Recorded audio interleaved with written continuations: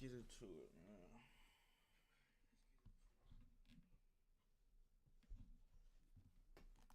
Is the new 2025 so Ferrari SF90 XX, and it's insane. The starting price is $900,000. It has... Hey, no cap. The silver on this joint, the silver on here is nice. The silver, but either black. My favorite colors is black and yellow. So making this all black would be nasty. Batmobile. Come through Batmobile activity. Over 1,000 horsepower, and production is incredibly limited. This is one of the ultimate modern Ferrari models, and it's designed for the racetrack. And today I'm going to review the SF90 XX and show you all of its quirks and features. I like the body style of it. I definitely like the body style of it. Shout out Doug, but I definitely like the body style of that Ferrari. Yeah, what it do? I've been using Delete Me for years now, and let me tell you, I'm still just send me a life.com. Along with other cool cars like it. The owner of the casino is a huge car enthusiast. He's always been tremendously generous with me, letting me borrow the cars, and you can check him out, the Park West Bicycle Casino here in Los Angeles. A huge thank you to the owner and the casino for allowing me to borrow this car and countless others. I like that body style. So let's talk SF90 XX. The regular SF90, they call it the SF90 Stradale. That's sort of a recent Ferrari supercar that fits into the lineup kind of above the more pedestrian supercars, the 296 and the F8, but below the iconic F88. Oh my goo, the F88 pedestrian supercars, the 296 and the F8. That FF8. Oh my goo. Hey, this right here is my second favorite out of the Ferraris. This definitely my second favorite. But below the iconic, historic supercars like the F50, the Enzo, and the upcoming F80. And the SF90 fits right in between. And the regular SF90 is fine, impressive car in its own right, but this is very special. The SF90 XX continues a tradition of other XX track-focused Ferraris, starting with the FXX, which was a racing version of the Enzo. Then there was the 599 XX, and then the FXXK, which was a racing version of La Ferrari. The big difference here is those were all track cars, not street legal. This is track focused. It's a racing version, but it is street legal. You can drive it on the road, and that makes it extra cool. So what makes this car so special? Well, we begin with the powertrain. This is a plug-in hybrid. It has a twin-turbo V8 mated to an electric system for a hybrid powertrain, and the result is more than 1,000 horsepower. Look at just look how the engine built on this. Hey, listen, you're looking. Hey, this right here, just this by itself is at least, it's a $900,000 car. So this right here is at least 400,000. Then you got the carbon fiber. You got the carbon fiber on the.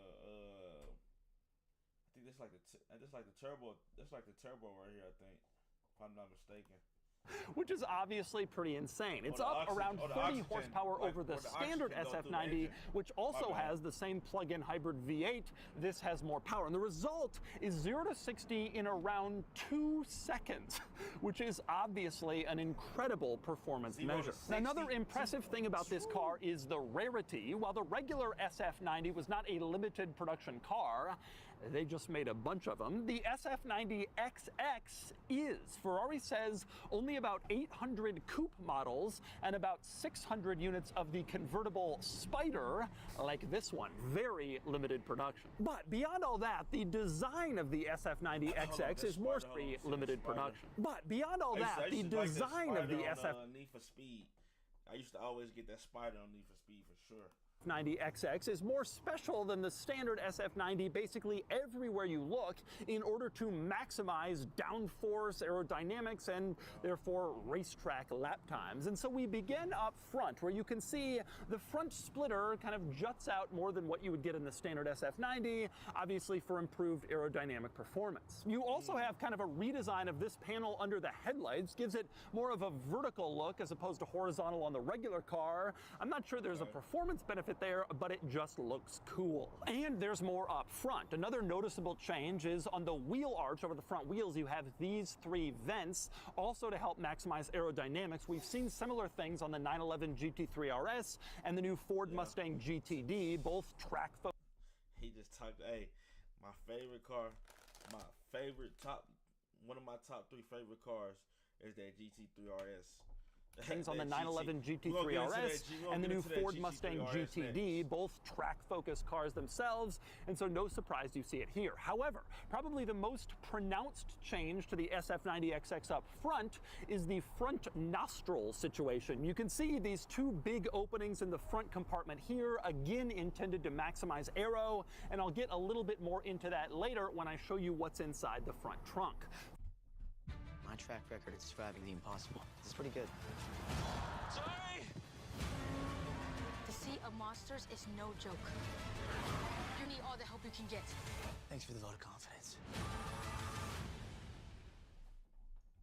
What's up, Zach? Check out this Echo. T-Mobile's got home internet! And it's just $35 a month. Our echoes are all-knowing. T-Mobile's got home internet, just $35 a month, and it's guaranteed for 5 years. For now, we move further down the car where there are more changes. On the side, you can see the rocker panels, here finished in carbon fiber and flared out far. And the bad thing about these side skits right here is when you go over, like when you go in one of them low areas, like where it's like you can't drive this on no rocks. When you hit a speed bump, you really gotta hit it at an angle. You cannot go straight over a speed bump when you got side skirts like this. 'Cause look how low that is to the ground. It's almost like Corvette level low. Like, and you know, if you sit in the Corvette, that thing damn near touching the ground.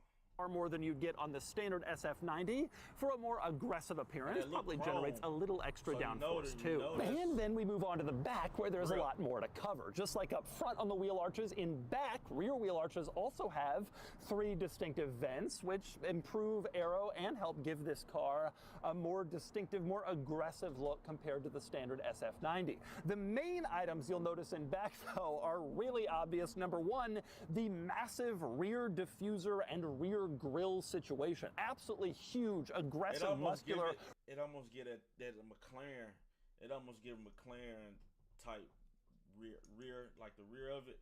It almost kind of like a McLaren. Really give this car a crazy look, especially compared to the standard SF90. You still have a central exit exhaust just like in the regular car, but here it is surrounded by this mesh grille kind of the whole way around, allowing heat to come off the powertrain. That's carbon fiber. See that carbon fiber, that little piece right there, that little piece of carbon fiber right there is probably at least 5 to 10 racks.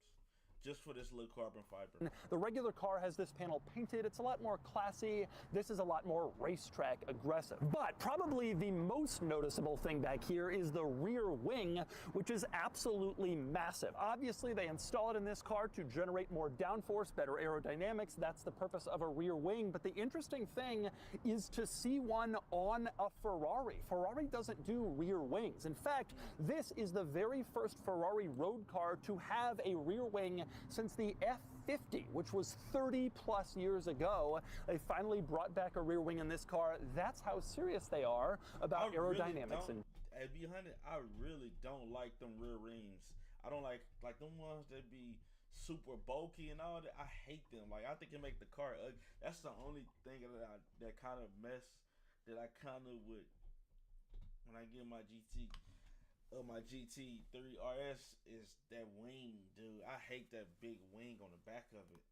Downforce. In fact, Ferrari is so serious about aero for this car, they say that the SF90XX would be considerably lighter than a standard SF90, saving weight for racetrack performance, but all of the added aero components actually increase the weight back up, so this car is only around 20 pounds lighter compared to a standard SF90. Took all that stuff off, you'd lose more weight, but you'd also lose all the downforce generated by these aero improvements, which help the track times. Now, back here, it's also worth pointing out, of course, you have the engine, mid-engine car. Huge props here to Ferrari for both allowing the engine to still be seen behind the glass panel when it's closed and allowing access to the engine, which so many car companies are now kind of removing from. Do you see all that carbon fiber? Oh my, look at all that carbon fiber in there. That's one thing I like about Ferrari too, because a lot of they cars have a lot of carbon fiber. Like a lot of they, like, I want to say like what 2019s and up got a lot of carbon fiber on it.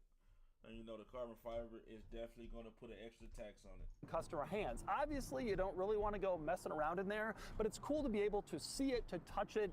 That's kind of the whole thing about these cars. And of course, the engine makes some nice sounds. Take a listen to an exhaust rev or two from the SF90XX.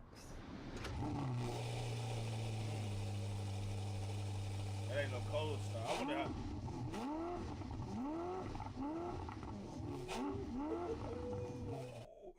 Hey, just imagine the cold start on this. The cold start on this is crazy. Oh, the cold start on this will sound crazy. Hold on.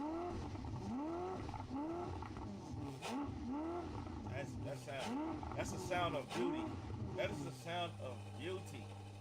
And next we move inside the SF90XX. Getting in is kind of interesting. First off, this cool key. You have this rectangular key with the Ferrari famous prancing horse logo. I saw Agent got his Ferrari, and he had a key something like this. He had a key like this, but on the back of it, it had like a basketball print, like a basketball type leather on the back of it. Logo on one side, the other side just sort of a simple lock-unlock situation, and a little emblem reading SF90XX Spider, not just regular, denoting how special this car is. I also think it's pretty cool how Ferrari now manages to hide its door handles. You look at this car from the dead-on side, you do not see a door handle. That's because it's integrated into this kind of fold, this line on the upper part of the door where you don't necessarily see it until you get close to the car, which is a pretty good job of hiding that piece. But open the door, and the first thing you notice in here is how unbelievably, well, not luxurious. Look how all that carbon fiber, like, that's an extra tax. That is an extra tax. Hey man, I promise you, it looked. Then it got suede. That's like it's suede up here. It looks suede, so you definitely can't have nothing to drink in the car. Don't get nothing to drink. You know, it got to be some with a closed top where you can twist the top off and twist it back on. This interior is. The standard SF90 is full of leather and stitching. It's a high-quality luxury experience in addition to a performance car. This isn't. All that stuff is gone in favor of kind of a stripped-out, focused interior like you would expect from a track car. And that means carbon fiber Alcantara everywhere and not a lot of like soft, plush surfaces as you look around. Nowhere is that more clear than the seats, which are these rather thin carbon fiber bucket seats. You definitely can't be a big body. You cannot be a big back trying to get in this. You definitely can't be a big back. Hey, this right here, I like the, like I said, they're like suede seats. Suede seats, carbon fiber on the edge, on the trims of the seat. That's another, these seats right here at least 15 racks. I guarantee these seats alone just probably 15 racks.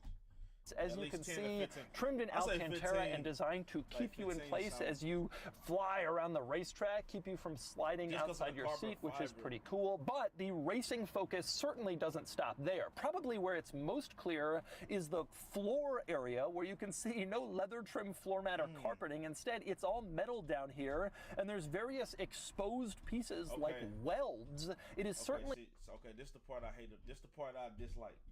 This part I would dislike about this car. Like, I'm paying $900,000 and my floor seats are metal, and then you can see, like you said, you can see the welding like put together of the car.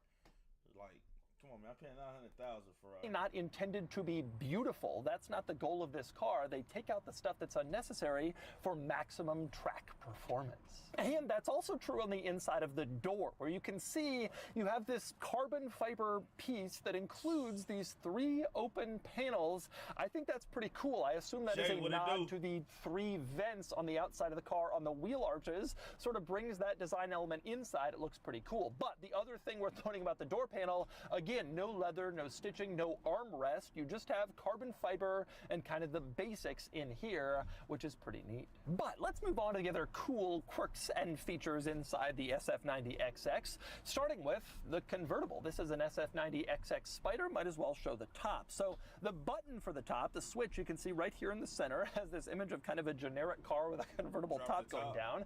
But you press that and then the top goes down, as you can see. Obviously fully power, this retractable hardtop goes down and creates a convertible experience in your track car, which is kind of a cool thing to be able to do. And of course, if you want to raise the top, the switch goes the other way, and again, it comes right back up. Again, fairly quick, full power, retractable. You don't do anything, no latching, nothing like that. The car does it all for you, and it's pretty neat. And one rather cool detail of this car, directly next to the switch for the power top, there is a button for a power window. You're thinking that's not that rare, except the window is the one in back. Behind the seats, you can roll down this window. So if you don't have the roof down, but you want to get some like airflow in the cabin, you can drop your rear window like in a... That's what they call it. That aspect, I really ain't too fond of. Really don't care too much about that. You can let this back window down. That's really not... Toyota 4Runner, it's a pretty cool idea. And of course, directly in front of those switches, you have your regular power windows, so you can drop your side windows and your back window and get some air through, even if you don't want to open the roof. Now, it almost got the Bugatti pad, like it's like if you've seen the inside of a Bugatti, that's almost kind of how they gear pad is and all that stuff. And your back window and get some air through, even if you don't want to open the roof. Now, directly next to your window and top switches, you can see a few other switches here arranged in a curious pattern. The look of this is intended to be a throwback to the old school gated manual transmission Ferraris from back in the day, and basically all of these switches control transmission operation. The one on the left, you push it, it'll put the car in reverse. The ones in the middle are auto, A at the top, and manual, M at the bottom for auto, shifting, or manual. And then the upper right is PS for power start, which is essentially Ferrari's launch control. I think it's cool how when you switch into any of these things, there's like this little light pipe that kind of shoots toward what you've done to confirm your choice. And I also think it's cool that Ferrari has a heritage play to their gated manual, even though this is obviously a modern automatic. Now, beyond that, in this center console, you can see, well, a cup holder up here, surrounded by carbon fiber in your track car. You might not expect to see a cup holder, but you do have one. And there's some storage in here, which is nice because this car does not include a glove box or a trunk. More on that in a second. You have a couple of storage compartments at the very front. Wait, it don't got no trunk in the front? Well, now this car is kind of like built for like a racetrack, so I figure why it probably won't have no trunk. Because I think he did say this car is like predicated to really just racing on the track. Of this center console, smaller ones, I guess, for electronics. In the back, you have a larger compartment. You can see it here with USB and a power outlet. In the center, you have this rather small velvet compartment. That is for the key. So you climb inside. You don't have a place for the key because it doesn't have a hole to put it on a key ring. Well, now you do have a place for it. You can set it here and just look at it while you drive your Ferrari horse and your key. Also worth pointing out, one more storage compartment here between the seats. Again, not huge, but it's there, a little bit of extra storage in this car. And directly above that storage compartment, you can see the plaque reading limited edition 1 of 599, which is Ferrari's claimed production number for the SF90XX Spider. Speaking of plaques and emblems, you have another cool one on the dashboard itself. You can see it says SF90XX Spider. Not just regular, but Spider, just so people who have the coupe, they know that you're more special when they climb into your car to ride passenger. Now, Also in this center area in the dashboard, some rather unusual items. For one, the climate controls, which are mounted on this little screen panel in the middle. Not that many climate controls. It's faced towards the driver, but the passenger does have access. But it's kind of interesting to see how simple and basic the climate controls are in this car. And honestly, it works really well. And as for the climate vents, they're... For this to be 900,000, I ain't gonna count. Just for it to be 900,000, I feel like I think the price is really OD. And the only reason why I'm thinking the price is really that high for the car is because of the carbon fiber. All the extra carbon fiber that this car comes with it. This definitely, I think with all the carbon fiber on it, which I don't think it can come like that. Would it's been the SF90 XX Spider, which you give it like an extra. I think this car can easily go for 700, 800. I don't think this is $1 million car though. This shouldn't be $1 million car. I think it should definitely be very strange. Adjusting the vents is done kind of by hand. You move the vent around and it looks like it's floating in space, but you can move it up, down, side to side, depending on where you want it to go. A rather unusual climate vent, but it seems cool and futuristic, much like the car itself. Also interesting in this center area is the rear view mirror, which is a camera, actually. You can make it a mirror like it is now, but the rear window is small, you can't see much. Flip this switch, and it becomes a camera that projects from here. You can see the camera is mounted here on the deck lid, and that's showing what's behind you. Now that feature I definitely like. I definitely like that feature. That is a dope feature right there to have. Obviously, when you have the camera setting turned on, you get a much better view of what's behind you than the actual mirror itself, which contributes to this car's safety and obviously makes it easier to maneuver around and especially back up. Now, your last interesting item in this center control stack area is this screen here, which is intended, I guess, for passenger use, to be able to, I guess, adjust the radio or various vehicle settings, that kind of thing. But it's so laughably small, you can't really do much with it. I mean, look at the navigation map in this screen. It's incredibly tiny. In fact, I think that this passenger infotainment screen is actually smaller than the rear view mirror in this car, which is unusually large.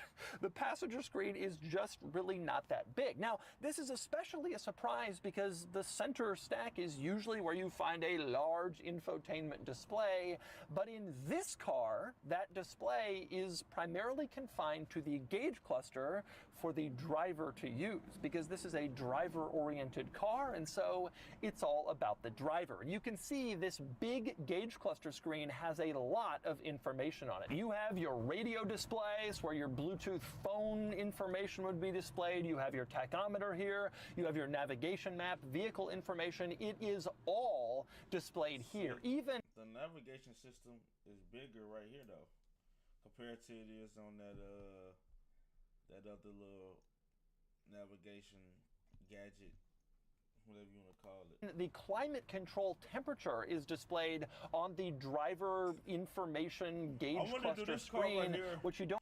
Do this car like overheat? Alright. Like once you drive it for like a certain amount, like does this car like overheat where you gotta like, cause this car, like, I think it's electric too. Like I think it's electric. Well, yeah, it looks like it's electric because they go to the charge bolt, and then it's running off gas right here too as well. So it is one thing about the SF90, it runs off both. SF90 don't often see, but again, everything in this car is all about driver focused. And honestly, this screen is pretty cool. In its current kind of home setting, you have all this access to all this information, but you can maximize the view to just see the giant navigation map if that's what you want to see, which is pretty cool. And I think that would also be cool on a racetrack because you can kind of look at upcoming corners if you want to take your eyes down for just a second. That's a neat idea. And this screen screen is configurable beyond just that. You can use the right half of the screen to show a wide range of information, including all sorts of car stuff and other settings, configurability. It's a really impressive screen setup, although it's intended almost entirely for the driver, the passenger kind of misses out. Now, the screens I have already showed you are all pretty cool, functional, kind of interesting and neat, but one complaint about this car, and it's pretty clear, is that it's gone maybe a little bit too screeny. As an example, to the left of the steering wheel, you have your controls for the power mirrors, the headlights, a couple other things, and it's all mounted on a screen. It's like this button screen. Instead of physical switches, it'd be a lot easier. You're kind of tapping this button screen, which it works, but it's maybe a little much. And then you get onto the steering wheel where the engine start-stop button is not a button at all, but rather it's a screen button. You press it to turn on the car. It just doesn't feel... Wow, that's different. That's different. Never seen a car to start it is... Okay, it's still push to start, but it's not like an actual button you're pushing. Wow, that's different. Aggressive enough, powerful enough for a big powertrain car like this, but that's the situation. Now, also in this button screen panel on the steering wheel, you can see a dial. This is used to adjust the suspension setting. You can change it from sort of a comfort mode to a wet mode to like a race mode. You can do that all with this dial. And you also have a button screen control for the drive mode here, and there are several options. Your kind of default is H, which stands for hybrid. That's sort of the normal driving experience of the car. I think hybrid is in electrical mode, I think, if I'm not mistaken. And then when he throw it in sport mode, it's right here. I think it goes switch over to gas, if I'm not mistaken. Press on the checkered flag, you go into a performance drive mode, sort of a sport mode, and there's one above that. If you press on this little clock, you go into the qualifying drive mode, which obviously is intended for racetrack use. And when you're in the qualifying drive mode, the SF90XX has a special new feature called Extra Boost Mode, which is activated when the driver floors the accelerator, and it's intended to give you like an extra burst of power and speed coming out of a corner, which is pretty cool. Now, your last drive mode down here you can see is labeled as ED, which stands for electric drive. Obviously full electric. Ferrari says this car can go around 10 miles on full electric power alone. Not something you would do frequently, but it's a possibility if you want to do something quietly or if you need it. Now, also worth pointing out, another set of button screen controls mounted on the steering wheel. Over on the left side, you have controls for various items like your Bluetooth, your cell phone connection. And over on the right, this kind of up-down pad and associated items that controls what you see on the driver gauge cluster screen. They definitely made the touchpad on this very tiny. They definitely made that tiny. I guess the steering wheel might not be that big, but they definitely made the touchpad tiny. So, a lot of button screen controls in here, although you also have some nice physical buttons on the steering wheel that are pretty cool. One, your turn signals, which are mounted with these thumb buttons on the left and right side, obviously corresponding to left and right turn signal, which you can press from the front or the back to activate. That's pretty cool. You also have physical buttons on the steering wheel for the headlights. You can see over on the left side, auto headlights, you can flash your high beams, and over on the right, you have controls for your windshield wipers. You can do the windshield washer, turn on your regular wipers, and then this dial allows you to configure the frequency of the intermittent wipers. All of that is integrated onto the steering wheel along with these giant shift paddles up on the right, down on the left, because again, this car is all about driver focus, so everything is within easy reach of the driver rather than stalks and buttons in the center control stack. You have it all right on the steering wheel. Now, beyond that stuff, a few other interesting quirks in this interior. For one, the interior lights are very tiny. You turn them on in this little pad up on the ceiling that also includes your door locks, but you tap on the light and hey, you're not finding nothing in your car with these itty bitty lights, man. No way, Doc. There's no way you finding anything in your car with them It turns lights. on very tiny, but very directed, so it gives you good in-cabin lighting, which can be practical to have. Also, another interesting quirk of this car, getting out. There is no door pull that you pull to open the door. Instead, you press a button, which electronically pops the door open, and then you climb out. However, in case the battery dies, so Okay, you I'm don't about get to say. stuck in your car, or if the was just about to electronic say popper that. fails, there is a mechanical door handle backup, and it's hidden down here inside this little mesh storage compartment on the door panel. You can pull on this and open up the door manually with an old school mechanical release if your door button situation has failed. And finally, we move up to the front compartment in the SF90XX. I mentioned I'd come back to this, and now I am. You pop it open, and you discover it doesn't have hydraulics to keep it in place. It's a carbon fiber panel. The hydraulics would add weight, so instead you 40, keep it up 50,000. using a traditional old school prop. You stick it in, you prop it up, and then you can access the front compartment. Not that you will need or want to very often, because there's no storage here. There's no front trunk in this car. Instead, it's all mechanical components up front. Now, this portion in the rear gives you a little window into some of the electric wiring for the electric battery in this car. You have like a little look in, Hold on, sort of that's like the almost window in. That almost like a controller, a joystick. That almost like that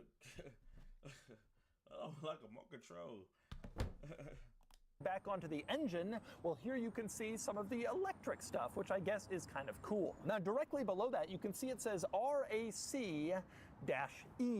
This apparently is an acronym for Rotation Access Control with Electric, and it's supposed to be touting like kind of a front torque vectoring system to improve handling. All of this stuff is included in the regular SF90, the RAC-E, the window into the electrics. It's not special to the XX. What is special to the XX is in the middle of this whole front trunk situation. The standard SF90 has a compartment here, a luggage compartment, and it comes optionally with fitted luggage that perfectly snugly fits into the compartment. Obviously, all of that stuff is gone for this, the track version. Instead, you have stuff here. Specifically, this is where the air comes through that goes out those front nostrils in the front trunk that I showed you before, the ones that are exclusive to the SF90XX. Apparently, this is exhaust air. It comes in, it meets the radiators, and then it comes out the exhaust through the nostrils in order to improve cooling for this car, and that's why they've done this, and that's why they've stolen the trunk space. Another difference between the So what XX does it- and the normal everyday strip. must got holes on And the one hood. other cool Yeah, thing okay, you'll there you notice go. in this front trunk There you go, right compartment there. situation, on the inside of the say. trunk lid, there's a plaque, and this plaque details all of the options equipped to this car. It goes through like the whole thing. So in case the owner loses the window sticker, you still have a record of exactly all the crazy features this car has, which is pretty cool. I am very excited to get this car out and find out how it drives. So let's get behind the wheel of the SF90XX. Holiday season. Let's see how it Remember your drives. training, Kyle. If it can be boxed and bowed, you will find it. Let's see how she All right, drives. driving the SF90XX. Whew, This look very compact. man. I think all cars like that is definitely gonna be awesome Boy, cars. am I driving the SF90XX. 500,000 and up Man. is gonna be compact. The thing about this car, 200,000 up. God, it's so quick. The thing about this car is two things. It is so fast.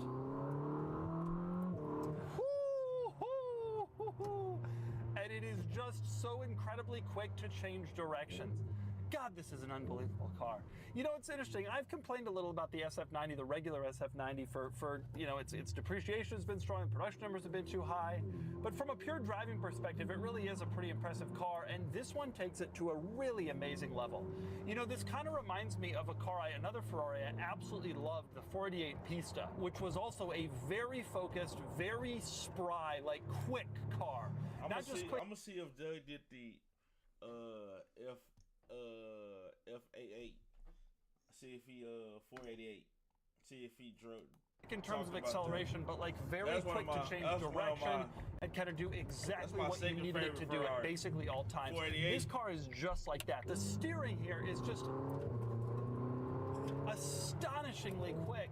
The oh man, the acceleration is just crazy, crazy, crazy. Oh, freeway on ramp, gotta do it. Oh man, wow, God, this car, unbelievable level of performance from this car. So much speed, just so much speed with like a quick tap of the throttle. You don't really actually need to really get on it in order to get this much speed going. Just really an unbelievable amount. Just so the engine is just so potent. It's just so capable. It has so much available power. And the steering is so good. Also, though, as I'm sitting here driving highway speeds, the car just feels so stable. Now, you do hear a lot and you feel a lot. It is clearly like a track-oriented car where you're getting a lot of communication through the tires.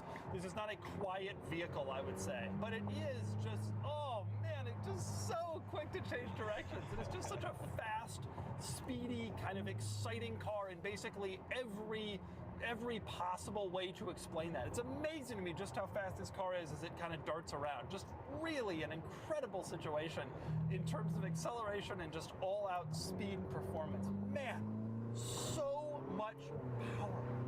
Incredibly quick shifts, dual clutch, Like, just fire. Just like you can just hear it and it sound beautiful. Just listen to just how beautiful it sounds. So much power. Just Incredibly quick shifts, dual clutch just fires off shifts so fast.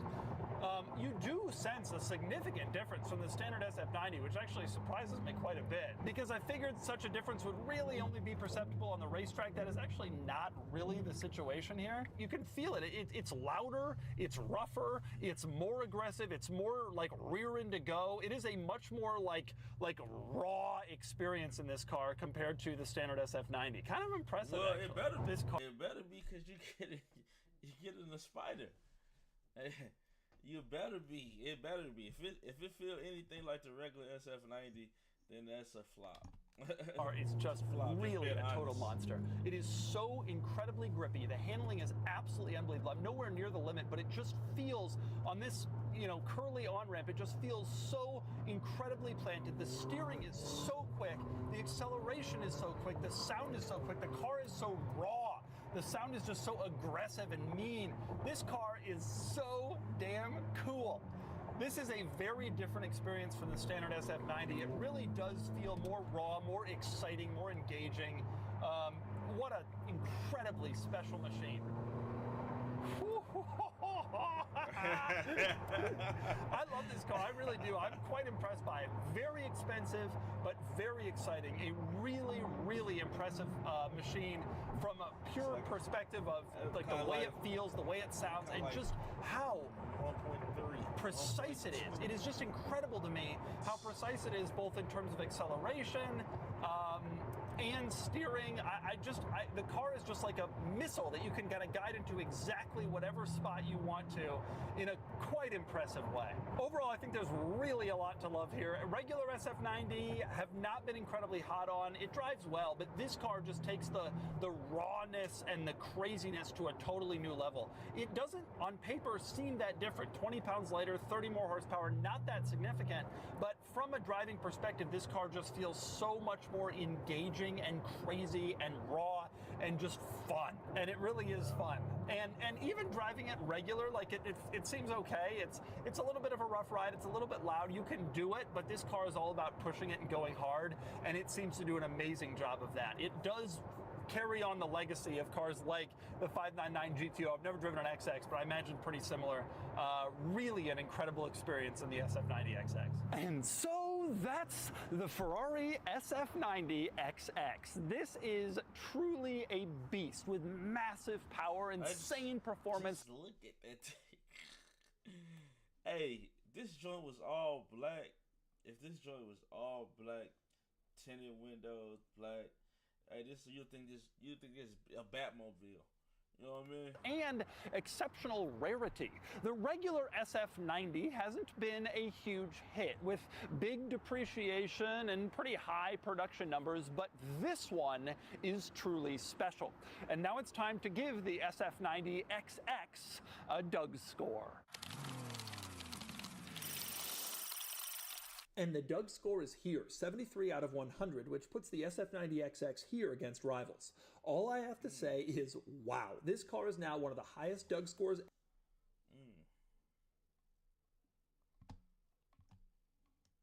488 Spider.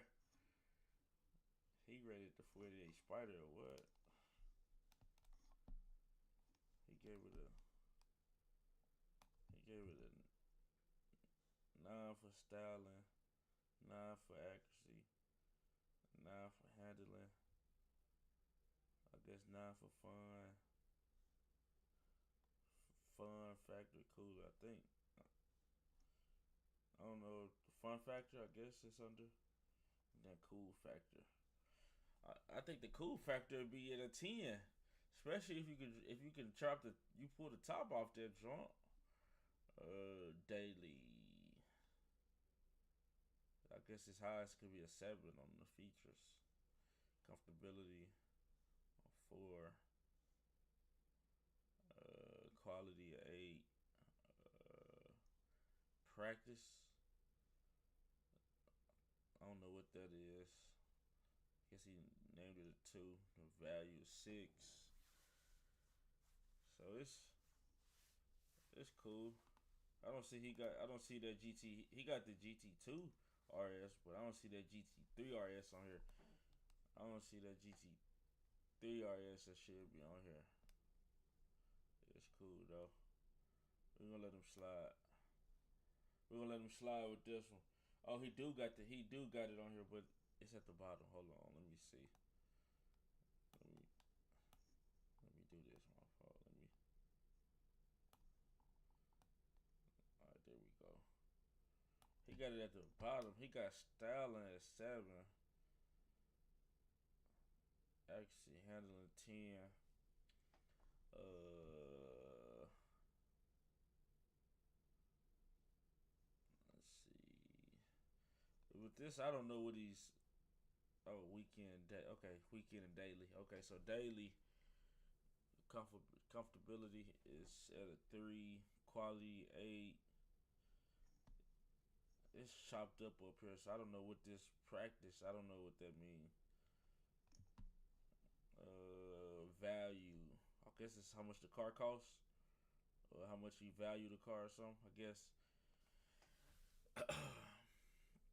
But I understand why he gave it a 3 in the comfortability, because it is kind of squish. It kind of your Camaro squish type vibe, so I understand.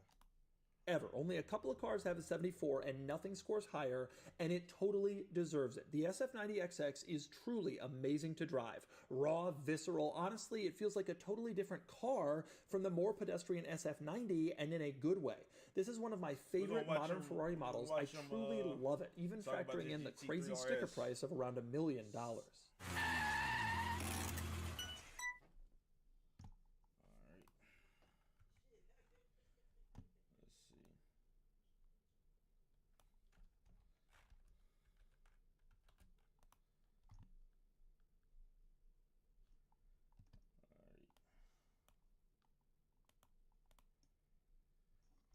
Fire is the only pure thing in this world. There's something you're hiding. This world goes much deeper than you imagine. Burn them all. If your father and I do not return, you go as far and as fast as you can. What does that always say? Sully's never quits. That's right. Sully's never quits. The day is come. And PTV Plus on the Ella. Ella McKay, coming to theaters. You'll laugh. You'll cry. Trying to cry? No. You'll scream. With Ella McKay. Well, we should do started, be sure to check out Cars and Bids, which is my enthusiast car auction website for cool cars from the modern era with free listings. You can list your cool car for free and auction it on Cars and Bids. And you should, because we've had some great sales lately, including this Ferrari 458, which sold for just under $205,000, this wonderful Bentley Continental Super Sports, which brought just under $160,000, and this great Chevy Impala SS Old School sold for just over $25,000. If you're looking to buy or sell a cool enthusiast car from the modern era, the 1980s and up, Cars and Bids is the place to do it. With daily auctions, great selection, and free listings, check it out, carsandbids.com.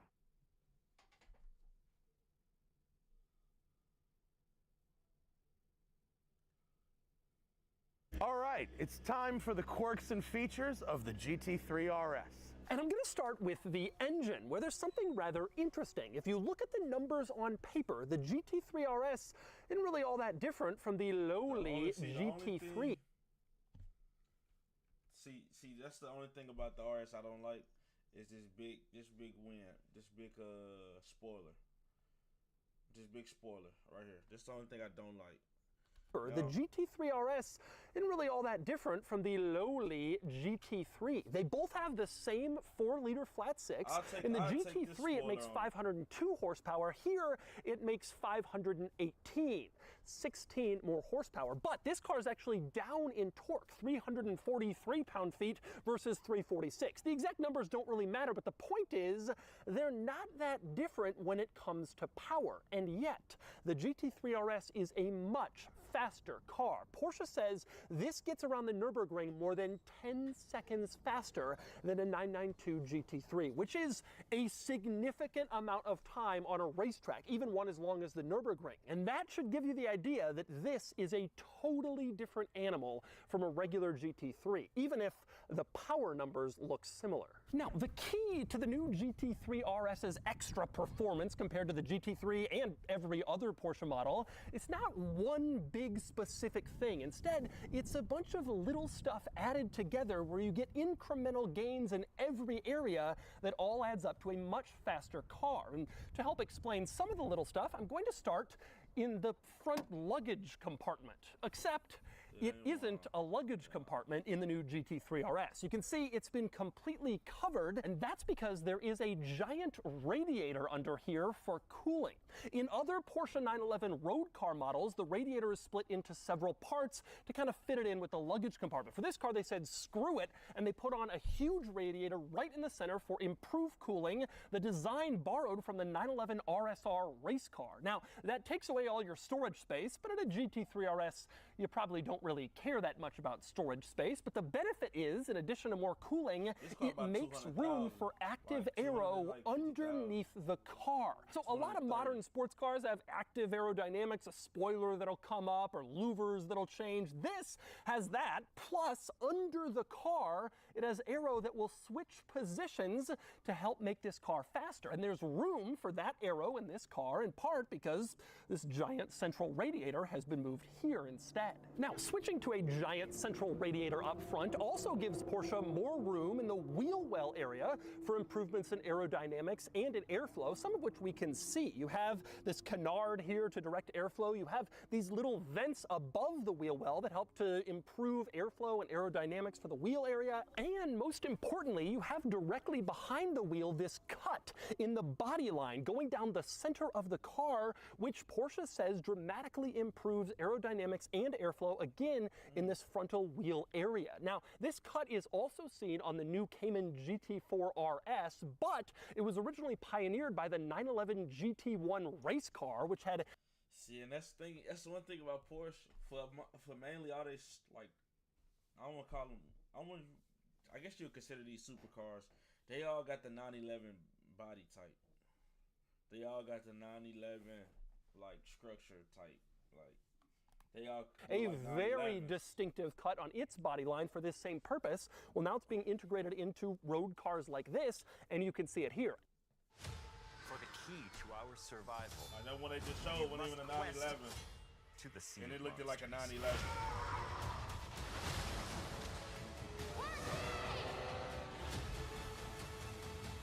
Then all the 911s. Oh, built so the you exact corporate same. types think you're rock stars? That's as ridiculous as us being. And you can also see it in the back, a similar body line cut, again to provide better aerodynamics and airflow now for the rear wheels. You have it both front and rear for better aero in this car. Again, it's the little things. And speaking of those little things, an aero in this car, underneath you have a fully paneled underbody. For the first time in a GT3 RS, it's all panels under there, which of course improves aerodynamics and airflow underneath the car. But I'm not ready to move away from the front of this car just yet because there is still a lot more to cover up here, like the fact that the hood has these giant nostrils. You can see two huge nostrils on either side in the front. Obviously, that takes the warm air out of the radiator and sends it back away, which actually isn't great because it sends warm air up over the car and towards the engine, which you don't really want. You want cool, dense air in an engine. You want to keep the warm air away. So this isn't the best design, except Porsche figured out a way to deal with it. You see these little fins on the roof? Just little 2-inch high fins. Those apparently channel the warm air away from the engine. As you're driving along, the warm air comes off the radiator through those nostrils. It goes up over the roof, and then those vents help to direct it away from the car so the engine isn't awash in warm air. Do they actually work? Porsche insists that they do. Personally, I'm skeptical, but they are there. And it's another good example of the little things that help make this car just that much faster. And those little things are even more important when you consider another crazy fact. This car is actually heavier than a regular GT3. Standard GT3 weighs 3,160 pounds. This weighs about 3,190, a little more. It's not a huge difference, but this car is about 30 pounds heavier. And I already told you it's not really that much more powerful, and so it's quite impressive that it is 10 seconds faster around the Nürburgring. So you're wondering, how could the lightweight, track-focused GT3 RS be heavier? There are a few reasons, but the biggest of which is the body. This car uses the wider body from the 911 Turbo. It's widened out compared to the standard 911 body, and thus it is heavier. And not only is the body heavier, but when you make a car wider, you have to elongate components underneath the car. They become heavier, and of course the wheels and tires have to be wider to fit under the new wider body, and so they become heavier. So a major driver of this car's little weight disadvantage compared to the GT3 is that wider body and the things that have to be widened as a result. But with that said, there are some big advantages to using the turbo body on this car. One is those wider wheels and tires, better grip, and that makes the car a little bit faster. You also can put these little holes in the rear wheel arches, which is better for aerodynamics. Air flows into there, it doesn't go into the engine, it comes out behind the rear wheels, which improves airflow around this car and aerodynamics. That wider body allows for that and makes this car just that much grippier on the racetrack. But another major driver of this car's slight additional weight compared to the GT3 is this rear wing, which is absolutely huge. It looks big on camera. You can see this is the most downfall of the car that I dislike. I get mine, I'm definitely taking this big motherfucker off. I do not like it. I do not like it. Big rear wing. I can tell you, it looks even bigger in person. This is one of the most massive, giant, ridiculously huge rear wings I have ever seen mounted on any car, and I've seen a lot of them. Now, Porsche says this wing provides 40% more surface area than the wing in the GT3. That's impressive because that wing's already pretty big. Porsche also says this is the first road car they've ever made where the wing height is higher than the roof height. Yes, you heard that right. This car is tallest in back with these swan neck wing supports. That's the highest point, not the roof. And that contributes to the massive look of this massive wing. But it's not just the size that makes this wing so heavy. You look closely and you can see little hydraulics in there. This is another component of this car's active aerodynamic system. The wing will adjust its position. It's carbon fiber. I didn't know that. Well, at least on this one, it's carbon fiber right here.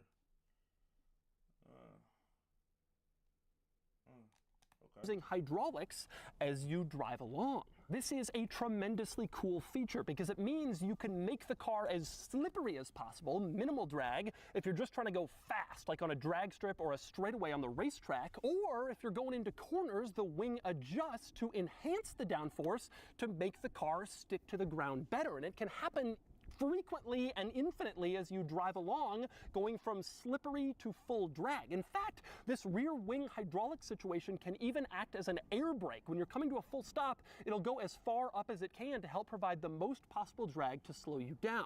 Very cool feature. Again, the little things that help make this car faster, but it does add weight, adding a whole hydraulic system back here. So you gain a lot, but you give up some. Now, with that said, the a lot that you gain might be a little bit more than you think. Porsche says the total amount of downforce that this car can make between the wing and the front active arrow that you can't see under the car comes out to 1,900 pounds of downforce. That's a big figure, and it is more than double what the last GT3 RS made. You usually don't see huge gains like that in cars like this. Usually it's 10% more this, 20% more that, but here downforce has doubled due to this wing, and that helps the car put down faster lap times. Simple as that. By the way, in terms of downforce, Porsche also says this car makes 3 times the downforce of a regular 992 GT3. 3 times. It's an unbelievable figure just for 2 more letters. RS. As long as donuts were made into rings, middles were tossed for more popular things. But one day, when the air smelled like pine, a voice said, "Hey, this one's mine." Dunkin' Munchkins, so small, were suddenly the best bites of all. The holidays run on Dunkin' Munchkins. That's to make it. My niece wants toys giving glam pop star and genius. Come with me. I think a regular GT or the Scholar. Is what? About 180 present. And there are a lot more enhancements that we can't see in the engine. For instance, Porsche says new cams are responsible for that slight increase in power. Again, about 16 horsepower more than the GT3 with the same engine. Not a huge amount, but it's the little things that help. Porsche also says a revised oil cooler provides 20% more cooling, which will be helpful on hot days on the track, doing full laps. The car gets hot, the oil cooler's there. Porsche also says they've revised the cylinder head in this car to optimize its performance with oil supply at high lateral acceleration, meaning you're going hard through corners, you're not going to have any oil starvation issues because of the design of the cylinder head in this GT3 RS. Again, all the little stuff, but none of these we can see because you can't look at the engine in a modern Porsche 911. There's no way to open this compartment and actually get a look at the work of engineering art that's back here. Instead, you can open a couple of flaps. You pull this little switch in the driver's footwell, and that unlocks, well, this flap back here. You can see it says push. You push on it, and then it pops open, you pull it off, and that's where you add coolant, and you'll notice the flap is being held on by a nylon strap. It is the same deal over on the other side. You've unlocked the little flap, you go over here, you push on it, pull it off, and that's where you add oil. And again, the flap is being held on by a nylon strap. They didn't want to bother with a hinge. That would have been too heavy. So the nylon strap is the lightweight solution. That is weight savings. But some weight savings measures are clearly more effective than others. Those little flaps in the back are kind of ridiculous, but not ridiculous is this car's lightweight body, which makes extensive use of CFRP, carbon fiber reinforced plastic, which is an expensive but lightweight material that helps get the... That right there is probably like $80,000 of the car right there. That's like $80,000 right there of the car, right there. Car's curb weight down. Most body panels are made of it. The rear wing, the doors, the hood, the roof, the front fenders, and even the seats are all CFRP, which helps to get this car's weight as low as possible to optimize it for the track. This car also has special lightweight glass that isn't as well, heavy as normal glass, a little bit lighter, and you save a little bit of extra weight there. And this particular GT3 RS is especially lightweight because it is a special edition. You can see the green and white paint scheme here. This is intended to recall the original 1973 Carrera RS 50 years ago. A lot of them were made in the same green and white, and so now this special edition model has come out to commemorate that. Now these will be limited production and only offered for the US market in model year 23 and 24. Porsche hasn't given a total number that they're building. Gilly $1 million worth of game, he got this model right here with this colorway. But it's not going to be a lot. But the important part is that all GT3 RS models, this RS Tribute Special Edition, have all of the good stuff. And in this car, that means, well, for one thing, magnesium wheels. These save about 20 pounds compared to the regular wheels. They are an option on the standard car, but they are standard here on the RS Tribute version. Now, also, all of the RS Tribute cars come standard with the Weissach package, which is an option on the regular GT3 RS, standard here, and it makes the car more. It includes an exposed carbon fiber roof, as you can see, also exposed carbon fiber on the rear wing, which just makes it cooler. You also have exposed carbon fiber on the hood, which again makes things cooler.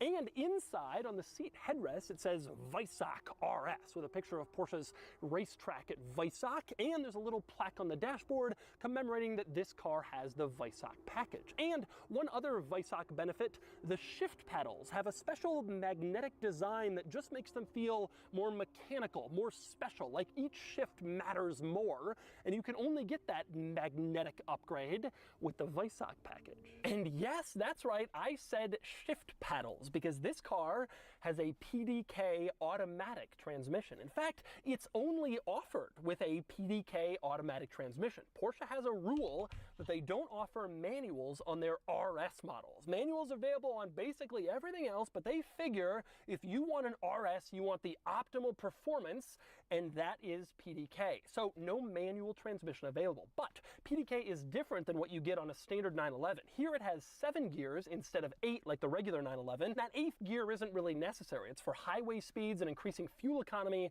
which won't be priorities of GT3 RS owners. By going to a 7-speed, they save about 45 pounds. Again, the little things.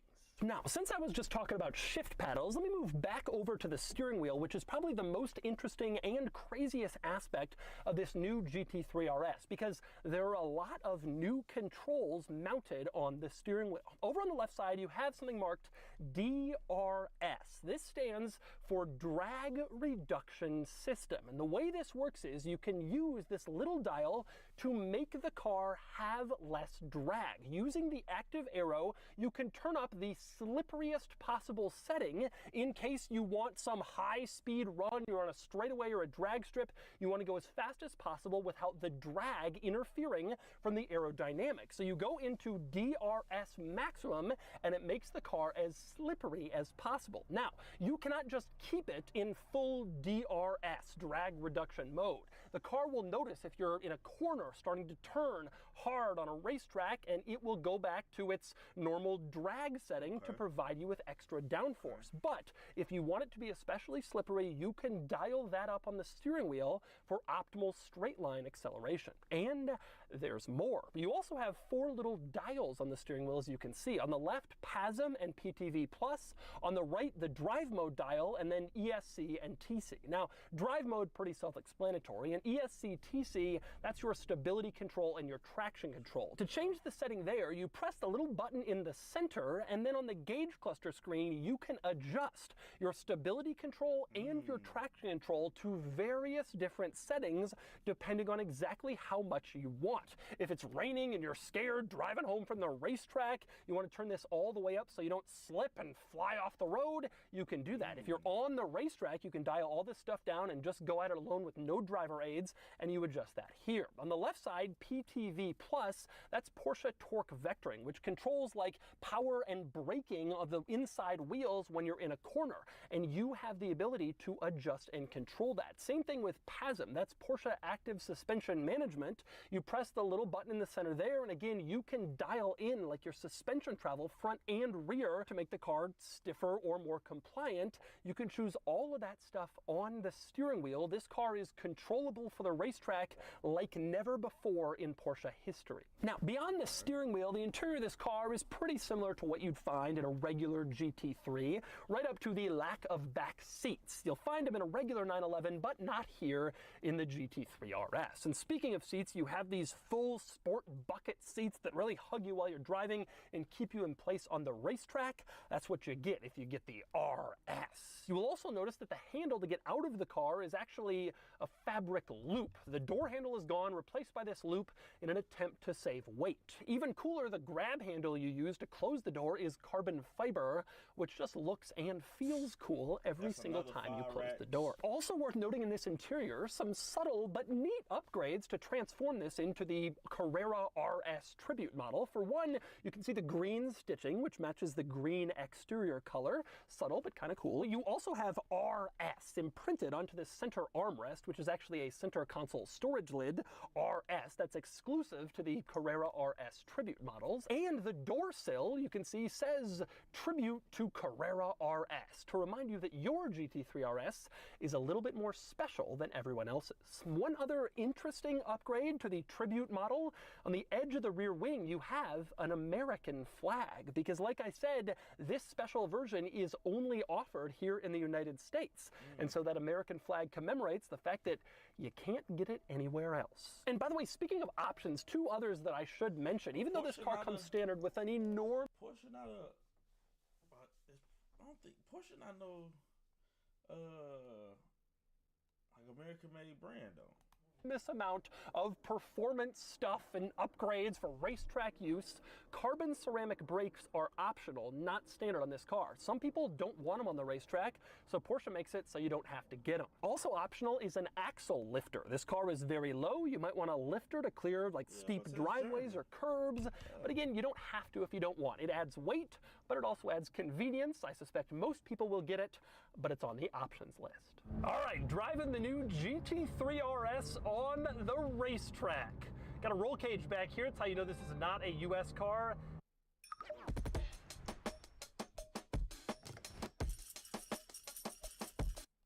They don't let you put a roll cage from the factory on a road car in the United States. All right, here goes. I'm following Patrick Long, who's one of the most famous Porsche racing drivers, at least in the modern era. I will not be able to keep up, but I can still drive this thing pretty quick. He fades in so well to the corners. I want to do that. I want to go to a racetrack and test drive. I ain't gonna lie, I do want to do that. That's on the bucket list. I'm definitely gonna do that. I've never been on this track. Whoa, and that shows. All right, first impression is obviously this car does exactly what you hope that it does and what you want it to do, which is, well, they've been beating on it on the track all day, and then I get into it. I'm the last person getting in this car, and it's no problem. Ready to go, ready to do more laps. I go to a lot of these events, they're changing tires, they're changing brakes. They might be doing that here at night, but this car is taking a beating today, and it is handling it no problem. Patrick, late racing braking here. I don't know what I'm doing. This car is just, it's everything you've ever wanted from a track car. It has an enormous amount of power, it handles incredibly well, and it steers incredibly well. I mean, there's no other way to put it. Power is great. You know, you hear 340 pound-feet or whatever the hell that number is, and you kind of think it's a joke. And then you actually get behind the wheel and it's fast. Like, this car is seriously fast, and it feels a lot torquier than that. This car probably has the widest delta between the torque figure and the torque feel of any car that I've ever been inside.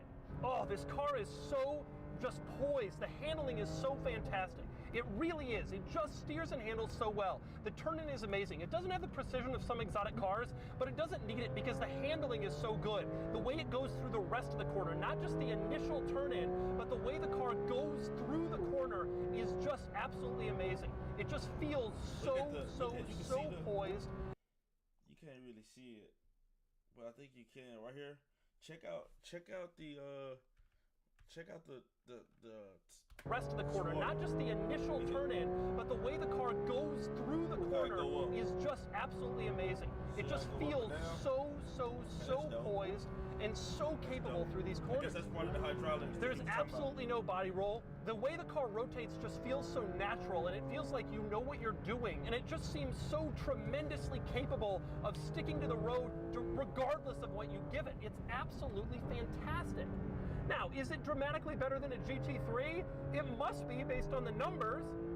For a person like me who's not a racetrack guy, I can't tell the difference. And I suspect the majority of people who buy these cars, that'll be true of them also. They won't be able to tell the difference. They're just people who want to look cool in a GT3 RS. But there will be some people who go in and take this car to its optimal levels, and that's where I think this would really shine over a GT3. Man, it is so impressive. There's just no situation where this car feels... Off him just describing that, he's basically saying that it's the same car, that unless you just like a racetrack person or like a racetrack, somebody that like to be on a racetrack, take your car to the racetrack and all that, you'll be able to tell the difference between them. But other than that, if not, this is like your regular around the city car. You might as well get the GT3 for a little cheaper. Anything other than totally poised and totally ready to just go. Great brakes too. I mean, fantastic. This car obviously has carbon ceramic brakes. You know, I've never felt carbon ceramics are quite as good as steel brakes in hard braking, but they don't fade. And again, this car's had lap after lap all day on this track, and the brakes feel great. God, I mean, there's just everything in this car. There's power, there's acceleration, power, there's braking, there's steering, there's handling. It is the perfect sports car. That's just what this is. It's the sports car. It is like not one of the best, not among the best. This is the 911, the Porsche to go high speeds on the track. The only drawback is that on the road, I suspect it wouldn't quite be so forgiving and so appealing. I've never liked that about GT3 RSs. Some people don't care. Some people are like, yeah, it's no problem. Let's have some fun on the road with a purpose-built race car, effectively. I don't quite feel that way, but some people do, and they really enjoy these cars, even on the road, because it's kind of a flex. What an immensely cool car. Woo! Woohoo!